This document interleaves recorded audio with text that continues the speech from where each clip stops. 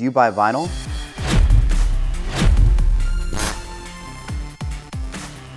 Hey, what's up? It's Jules. We are here in the bowels of the great music museum known as Amoeba. My name's Jake. I'm Amir.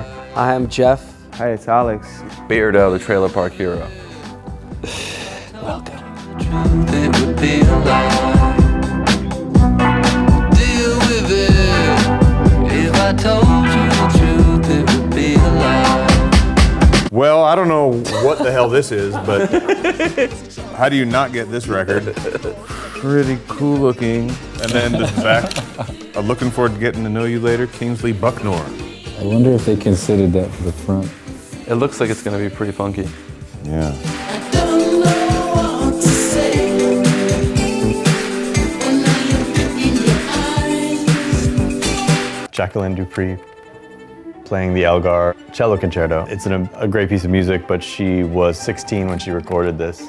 And in a lot of classical circles, it's considered the greatest performance of this piece ever still.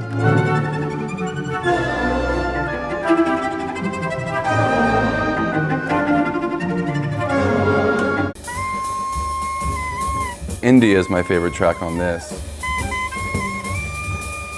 He went through a whole period of playing in multiple chord changes and multiple keys per song, like giant steps or stuff like that. In this particular time, he was doing modal stuff, which was like soloing over only one chord. Horn music, we always talk about. It seems like it was designed to be almost the loudest possible thing. It's kind of like opera in a way. It's almost like the back row of the theater could hear you.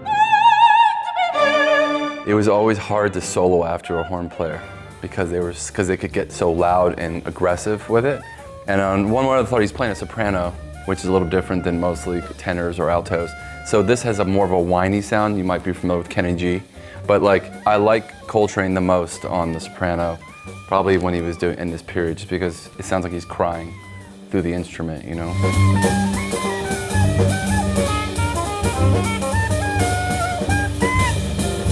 I only know two of his records, Oxygene and Equinox. They came out in the mid-70s, back to back. I don't know, I just really identified with those two records. These are like the pioneers of keyboards.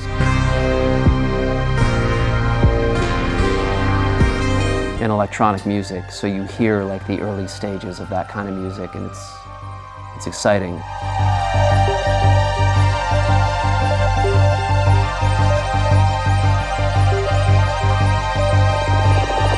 I actually got this for Jules because I know he loves the Misfits and it's got the black and red vibe. Basically, it was just a little gift from my bro.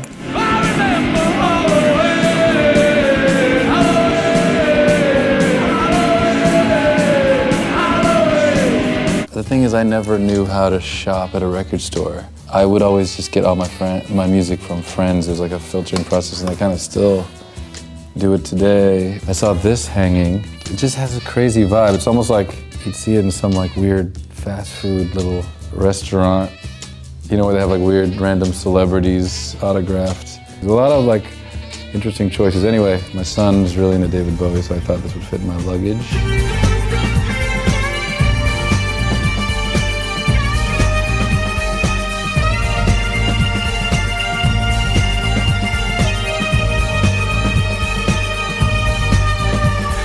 I'm a big Stevie Wonder fan. I love all of his work. He's the most supernatural musician. Nothing more to say. This is his weirdest record, I'm gonna say. It's like a real homage to plants.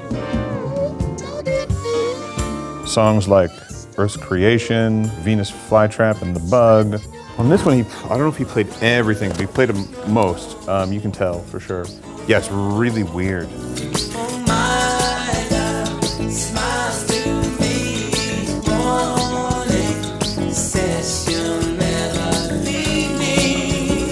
Well, here we have a poster of Nancy Spungen and Sid Vicious. I like the Sex Pistols. I used to live at the Chelsea Hotel, which is where Sid supposedly, Sid and Nancy had their last argument. I don't know, I was brought in by it because it's just kind of reminded me of life in a way, and you know, they had a pretty volatile relationship and they're handcuffed together there, so. Stop that, Jake, come and try. 'Cause we are what we feel. Probably everyone knows about Genesis. I'm a fan, Peter Gabriel days. I do like Phil Collins, but probably not so much for Genesis. There's a line drawn in the sand with Genesis, so I'm probably on this side of it, but yeah, they're young. They're 1 year out of high school when they made this record, and it's just funny how like musicians back then were just so good, so young, and just same thing with jazz musicians. It's just like, Listen, son, you're wasting time. There's a future for you in the fire Stevie trains. I'm more of an I Can't Dance Genesis era. Fair enough. No Jacket Required was my first. yes.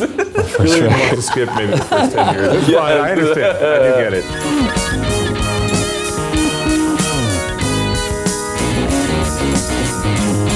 This is also one of my favorite albums ever. Produced by Brian Eno. I don't know, I just love it. I've been listening to it for forever. They were super inspired by Fela Kuti and African music.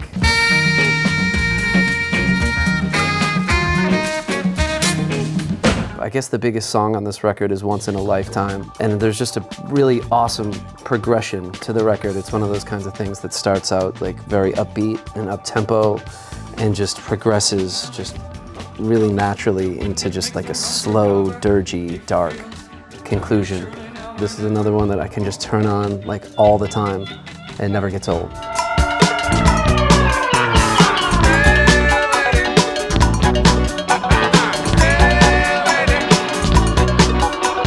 George Jones, one of my favorite singers, doing his best Jim Carrey impression.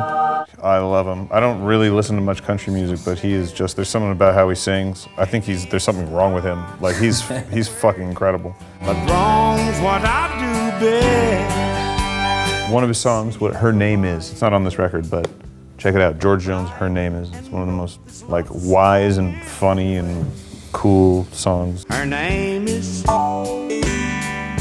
eyes are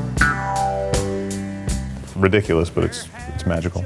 And anyway, all of his songs are really cool. Lightning started flashing, thunder started clashing. Shoo, my goodness. White lightning. well, I had to pick out a LaserDisc. Yes. Evil Dead goes without saying. It's, you know, a man with an axe. It's a little funny. It's, you know, there's all kinds of stuff going on, zombies and people getting chopped up. It's $30 though. It's a big price. And I picked out this one just because I love those cheesy war movies from the 90s. And this is very cheap, so $3 now. Probably $40 when it came out. No! I'm not gonna say yay or nay on this, I just picked it because it looked crazy. Hey! You listen up. And they're like, you know, Tropic Thunder, like, but in real life vibe. Baker, you're back. I'll live. He's not so lucky though.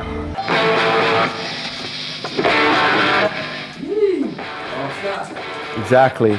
Yeah, Jules and I love Bon Scott. Well, it's AC/DC, you know, amazing. I just love this shot. You know, Bon and Angus with, you know, Scotch and milk, very contrasting image, but they're together with their yin and yang in harmony.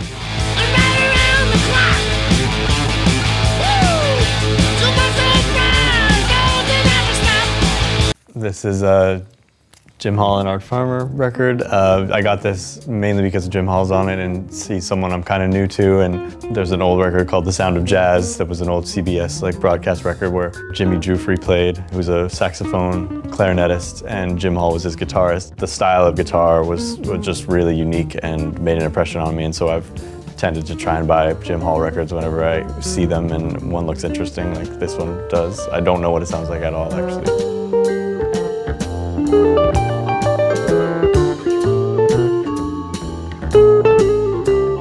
This thing, I was just in a YouTube wormhole. Sometimes as we all get stuck in those adventures. And I heard this, and this changed things for me. I shouldn't even be sharing this with you guys. The second song on side B, Yempa Abba. That song is real special. Anyway, Jake saw it, gave it to me, which is very kind. It's Awesome Tapes of Africa.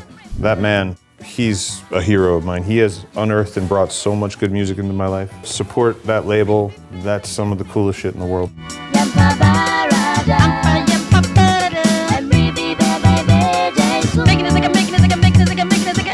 Then the last one I got is one of my favorite albums, which is Jerry Garcia's first solo album that he made in 1972.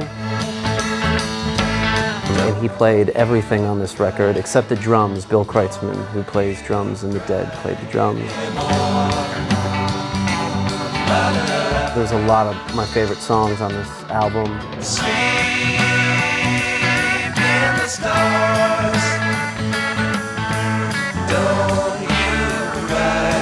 Worth checking out. Thanks, guys. Thank you so much.